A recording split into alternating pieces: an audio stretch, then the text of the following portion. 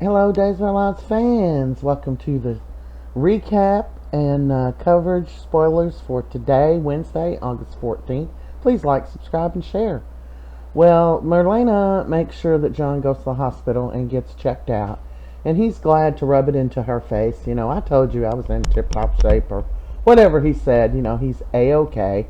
Meanwhile, Hattie and Leo are still going back and forth with their pork rinds, and she's feeling bloated, and he don't know what's going on. He's just in a whirlwind. He keeps everything he says to her. She has an answer for it that could possibly be the right answer. Later, he runs into her in the pub, and she's sitting there with John having lunch or getting ready to, and he's like, "What? You went home and changed?" And she's like, "Well, I went home and got John. What are you talking about?" Then she ends up leaving with John, and then back comes in Hattie. And he's like, "What? You changed again? I get it. You just don't want John to know about your part in the show or whatever." And she's like, "John, my husband, what are you talking about?" He finally comes to the conclusion that, well, first he thought, well, she just don't want her husband to know what she's doing, but now he's come to the conclusion that she has two personalities. He's diagnosed her himself. But it's some pretty funny little banter in between them.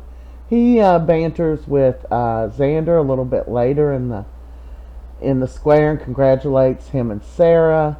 And this is prior to that. We saw this yesterday where she's telling Xander she's going to go help Maggie find the key to the cabin. She'll be right back for him to go buy the tickets or whatever.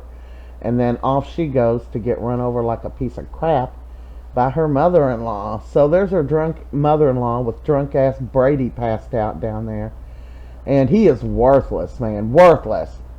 And there's Sara. She's laying on the concrete where Fiona hit her. And it was, of course, an accident. Fiona gets out of the car and goes to see about the person. And then she realizes it's Sara. And she's like, "Oh, my God, what do I do?"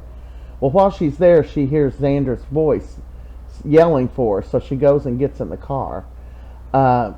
He ends up calling her a few minutes later and tells her he needs her, and she runs to the hospital. She finds Brady's address in his wallet and drives him in his car back to Marlena and John's and leaves him in the parking lot to go be with her son. Meanwhile, Abigail is Abigail. She's tested positive. Everybody's excited to have Abby back, but Abby's not. She doesn't want to go meet the kids and traumatize the kids.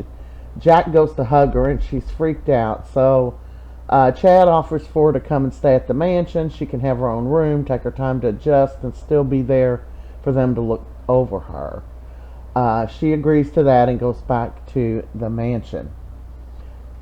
Now we get back to where Fiona, she's sitting here in the parking garage, and she just leaves Brady there and goes off to be with Xander, as we saw.